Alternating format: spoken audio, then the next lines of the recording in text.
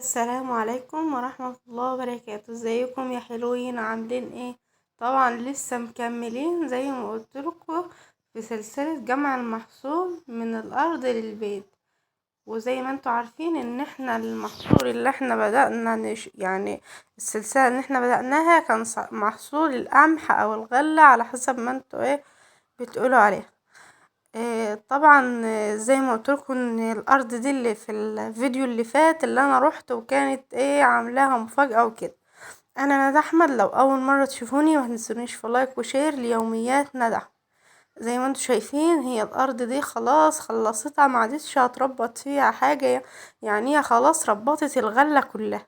بس الارض زي ما قلتلكوا ان هي كانت زرعاها يعني من الاطراف من توم، فاحنا كنا اشتلنا منه شوية في فيديو فات قدامكم، بس ما كانش في وقت ان هي تشتله كله، فهنشتله في الفيديو ده. طبعا الفيديو ده اللي احنا هنشتل فيه التوم من الارض. طبعا زي ما انتم شايفين ان هو يعني صعب شوية مع الزبة لانه نشف. مفروض كان يتقلع وهو اخضر شوية، بس ما كانش فيه وقت زي ما انتم شايفين. يعني في ضغوطات كتير بالنسبة في الأرياف والناس مشغولة جدا. زي ما انتوا شايفين كده هي هتبتدي هي معاها سكينة صغيرة كده بس بتفحر على راس التوم من الشرب وبعدين هتشدها. وكمان هوريكم هنا كمان كانت زرعة جنب التوم حلبة. هنشتري الحلبة دي وهوريها لكم دلوقتي. طبعا لا يخلو الفيديو من لعب ايسل وضحكها كمان. ربنا يبارك في ولادكم جميعا ويخلوهم يا رب، اللهم امين.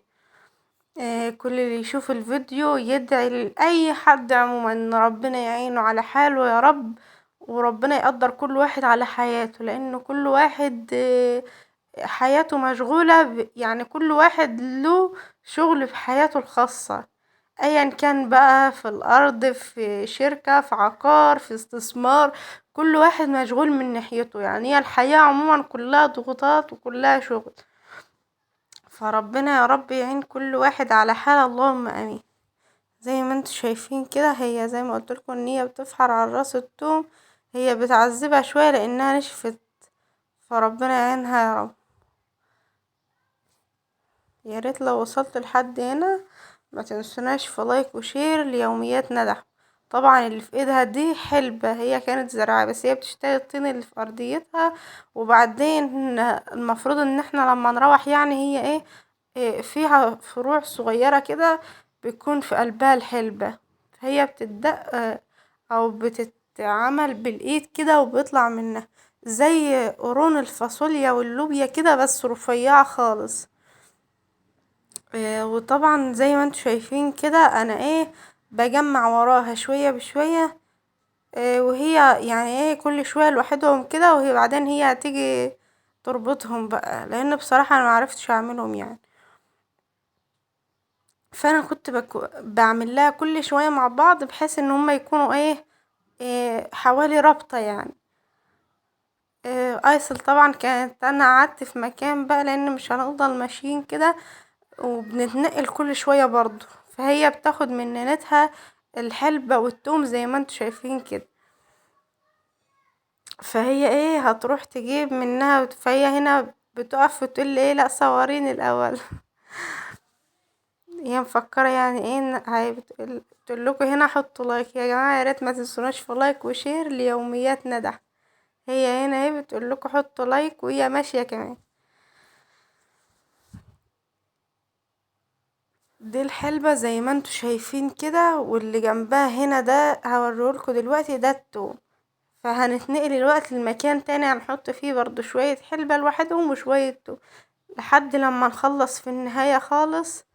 وبعدين المفروض ان كل شوية هيبقوا مع بعض اللي هو التوم، انما الحلبة هتتجمع كلها مع بعضها. هبطت معانا ايسل يعني. ربنا يعين كل واحد على حاله يا رب، اللهم امين. طبعا احنا هنا في الوقت ده كنا ما بين العصر والمغرب، فاحنا مروحين اصلا المغرب ادن علينا واحنا مروحين، هو ده الميعاد اللي احنا بنيجي فيه دايما يعني. لو انا جيت ما بعرفش اجي الظهر او الصبح، لو انا هاجي يعني انما عادي هي بتسرح في اي وقت، مفيش مشكلة، بتروح الارض. كل واحد ده حياته وله شغله، فربنا يعين كل واحد على حاله، اللهم امين يا رب. ما تنسوناش في الصلاة على النبي، ما تنسوناش في ذكر الله، ألا بذكر الله تطمئن القلوب. زي ما قلت لكم ان هي اتعذبت فيه شوية لانه هو نشف، بس كمان هو ان هو ينشف في الارض ده، فهو كمان بيحافظ عليه، بيفضل كويس يعني طول السنة. زي ما انتوا شايفين احنا خلاص قربنا، ما عادش غير شوية بسيطين خالص وهنخلص ان شاء الله. لو وصلتوا لحد هنا ما تنسوناش في لايك وشير فضلا منكم وليس امر. ان شاء الله في ارض تانية لسه هي ما اشتغلتش فيها، لو لحقت ان انا اصور لكم وهي يعني ايه بتربط الغلة فيها او كده هصور لكم. ما لحقتش، فاللي انتوا شفتوه ده كفيل يعني يوصل لكم المعلومة 90% او 95% كمان، لان انا ما فوتش حاجة من البداية، من اول ضم الغلة بعدين تتربط الغلة، وحتى كمان وريت لكم ناس وهي بتدرس الغلة.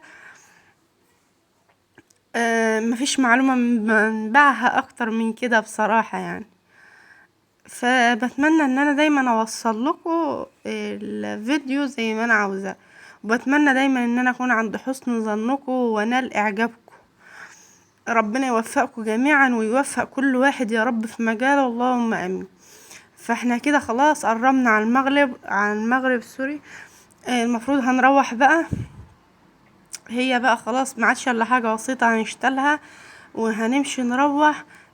انا كده وصلت لنهايه الفيديو، بتمنى ان فيديو النهارده يكون عجبكم، وبتمنى ان انا دايما اكون عند حسن ظنكم، بتمنى ان انا انال اعجابكم جميعا. انتظروني في فيديو جديد ان شاء الله، والسلام عليكم ورحمه الله وبركاته، وشكرا.